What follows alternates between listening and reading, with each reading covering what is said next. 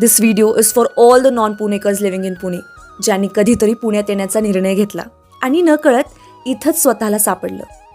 कोणीतरी ते शिक्षणासाठी आलं, कोणीतरी नोकरीसाठी. सुरुवातीला सगळंच अनोळखी होतं, रस्ते, माणसं, सवयी. पण दिवसागणिक हे अनोळखी पण हळूहळू ओळखीचं होत गेलं.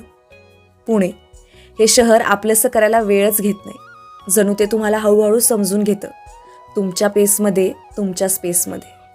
सुरुवातीला फक्त लक्षात येतं इथलं हवामान वेगळंच आहे, ना खूप गार ना खूप गरम.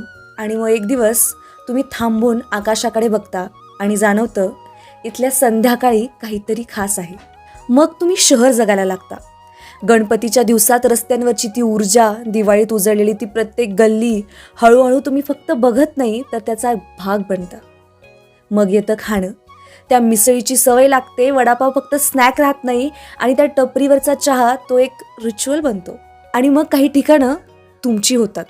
एक कट्टा, एक रस्ता, एक छोटंसं कॅफे, जिथे काही स्पेशल घडत नाही पण तरीही तिथे बसलं की मन शांत होतं. इथे बनलेले मित्र हळूहळू फक्त मित्र राहत नाहीत, ते कुटुंबासारखे होतात.